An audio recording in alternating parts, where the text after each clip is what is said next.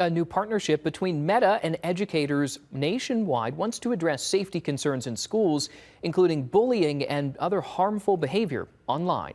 Called School Partnership Program, educators can report harmful behavior directly to Meta for faster review and action. All middle and high schools across the U.S. can sign up for the program. Leaders with Meta say they want parents to feel confident that their teens can use social media without worrying about unsafe or inappropriate experiences.